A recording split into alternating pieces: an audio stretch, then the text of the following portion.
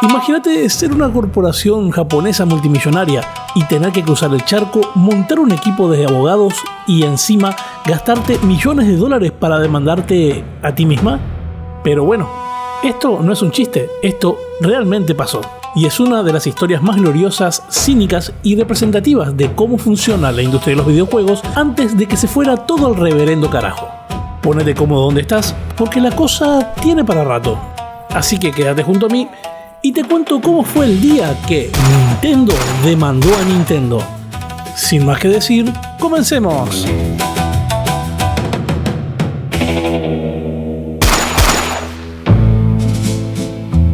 Si te paras a analizar fríamente la industria AAA contemporánea, parece un experimento social diseñado por un sádico en un sótano. Los directivos de traje de compañías como EA, Ubisoft o Activision ya ni siquiera se esfuerzan en venderte un buen juego.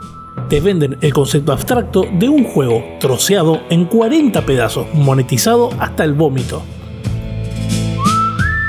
Este tiempo han sustituido a los diseñadores de niveles por psicólogos conductuales. Literalmente, diseñan bucles de jugabilidad basados en el conocimiento operante para reventarte la dopamina mediante tácticas como el FOMO.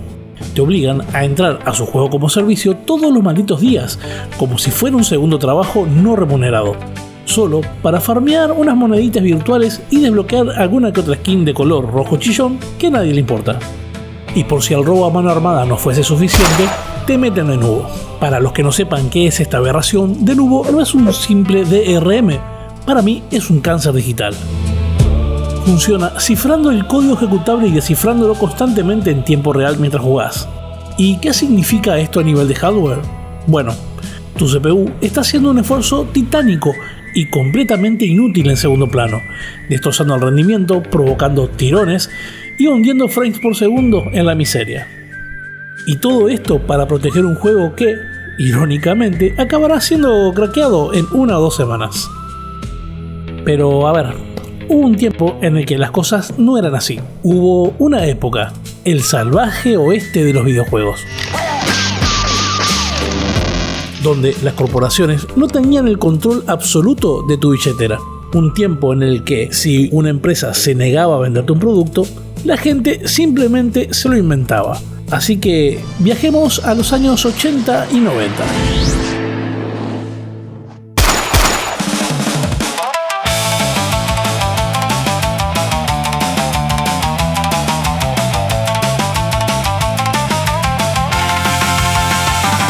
Para entender esta absoluta locura legal, primero hay que entender el contexto. La Famicom salió en Japón el 15 de julio de 1983. Poco después, en 1985, Nintendo lanzó la NES en Estados Unidos y, de la noche a la mañana, consiguió un monopolio casi absoluto en el mercado de consolas de sobremesas.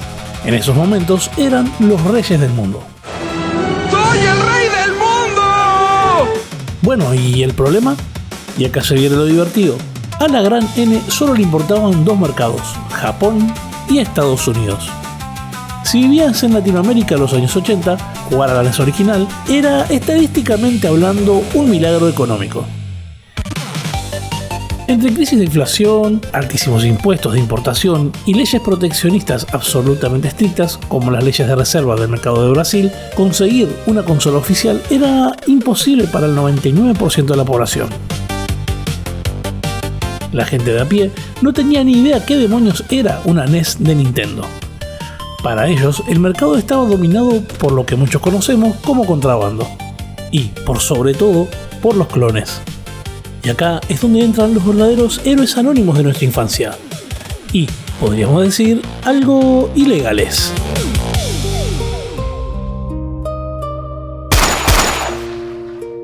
Ante el vacío de poder que dejó Nintendo en el tercer mundo, los taiwaneses dijeron un antiguo proverbio. El plástico que cruje al primer contacto no busca durar 1000 años, sino dar 1000 alegrías antes de oler a quemado. En 1983 se fundó en Taiwán una empresa con un nombre que desprendía carisma y cero respeto por las leyes de copyright: Nintendo Electronics Company, más conocida como NTDEC. En lugar de hacer consolas propias, se dedicaron a hacer ingeniería inversa al chip Rico 2A03 de la Famicom y de esta manera empezaron a escupir placas base clónicas a nivel industrial. Entre 1988 y 1991, NTDEC produjo una cantidad obscena de cartuchos piratas de juegos japoneses y los distribuyó por todo el mundo. Pero lo mejor de todo es la audacia. Le ponían su propio logo a los cartuchos, modificaban el código del juego para que en la pantalla del título pusiera NTDEC en lugar del copyright original. Y les pegaban una pegatina verde en la parte trasera que decía, cito textualmente, Quality Guarantee. Obviamente la Nintendo real, la que pagaba realmente los impuestos de Japón y Estados Unidos, se enteró del pastel. En 1991 arrestaron a 2 empleados de NTDEC en Estados Unidos y Nintendo of America les clavó una demanda por infracción de derechos de autor y por usar la marca Nintendo. El juicio terminó en 1993 con una multa de más de $24 millones para los taiwaneses, obligándoles a abandonar el nombre NTDEC. Pero el daño ya estaba hecho. Las placas bases taiwanesas de NTDEC ya estaban circulando por el mundo como reguero de pólvora.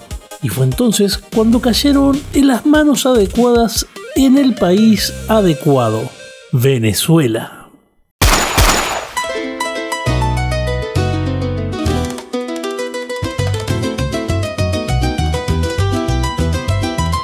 A finales de los 80 y principios de los 90, Venezuela estaba nadando en dinero gracias al boom económico del petróleo.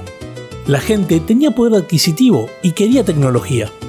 Aprovechando que la Nintendo original no tenía representación oficial en el país y que las leyes de propiedad intelectual en aquel momento eran un poco sugerencias, un empresario llamado Israel Rappaport Kaufman vio la oportunidad de su vida.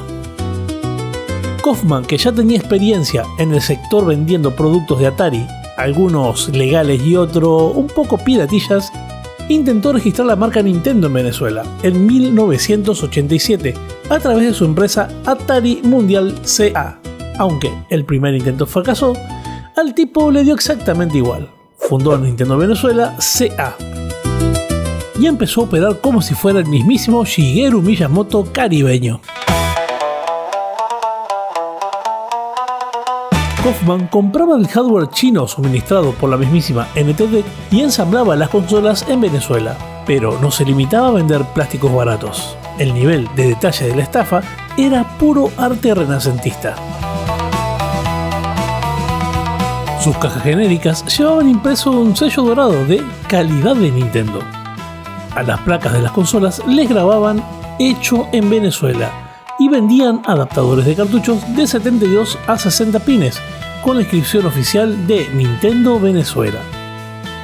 Llegaron a producir alrededor de 150.000 cartuchos piratas al mes, vendiendo juegos míticos bajo nombres alterados o con faltas ortográficas maravillosas, como Dog Hunt, que lo llamaron Cacería de Patos con Z, o Super Mario Bros. 2 vendido como Mario 16. Y aquí viene el remate, la cúspide absoluta del cinismo. Esta empresa pirata llegó a emitir panfletos publicitarios advirtiendo a los consumidores venezolanos que tuvieran cuidado de no comprar imitaciones, refiriéndose a otras consolas clónicas, mientras ellos, Nintendo Venezuela, vendían sus propias máquinas bajo el lema Nintendo el original. Tenían oficinas corporativas en Caracas, en el edificio Romualda, y contaban con talleres autorizados para repararte tu consola pirata, ya que con la compra de tu Nintendo trucho te daban un certificado original de garantía.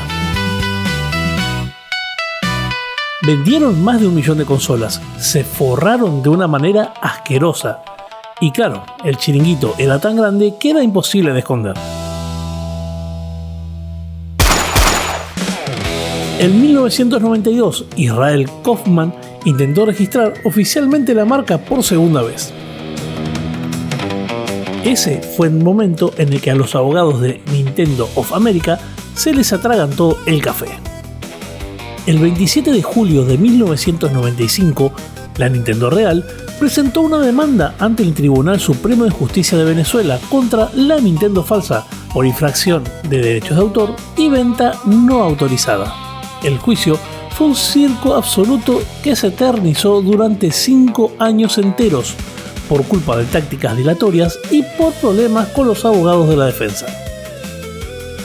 Finalmente, el 6 de octubre del año 2000, el tribunal dictó sentencia.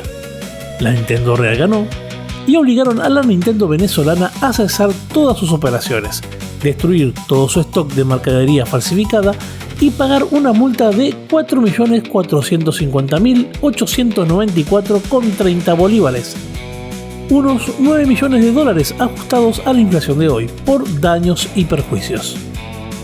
Nintendo of America jamás se atrevió a abrir una filial oficial en Venezuela después de semejante trauma, prefiriendo dejar la distribución a terceros. Y así murió el imperio de Kaufman, convirtiendo a las Nintendos de Venezuela en artículos de coleccionismo retro absolutamente raros y cotizados a día de hoy.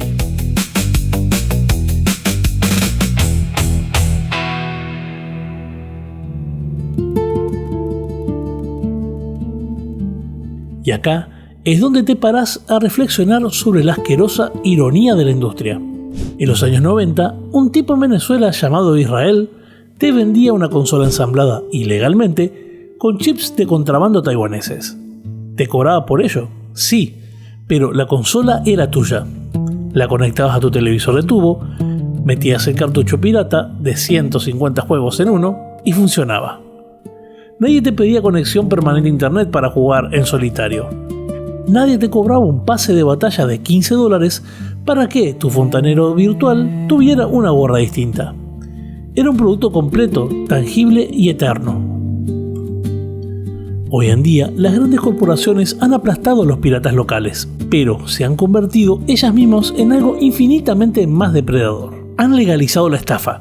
Te cobran entre 80 y $90 por experiencias fragmentadas, bugueadas de salida, que requieren parches de 50 GB el día 1 para que el juego no implosione. Te venden cajas de botín que son literalmente máquinas tragamoneda para menores de edad. Y te recuerdan en sus términos de servicio, esos que nadie lee, que no sos dueño de nada, que solo estás alquilando una licencia revocable. Y que ese juego que lo compraste con tanto cariño y esfuerzo te lo pueden quitar mañana si a un directivo engominado se le sale de las pelotas cerrar los servidores.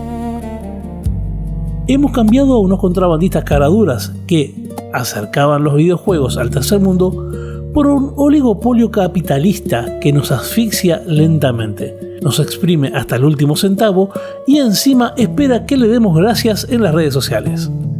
Gracias a prácticas capitalistas tan salvajes, la piratería está ganando fuerza nuevamente, siendo para muchas personas un recurso viable para poder poseer algo propio. Gracias por acompañarme hasta el final. Y si te gustó el video de hoy, te invito a que te suscribas, actives la campanita y me dejes un me gusta, ya que gracias a eso puedo seguir trayendo contenido de calidad para ti.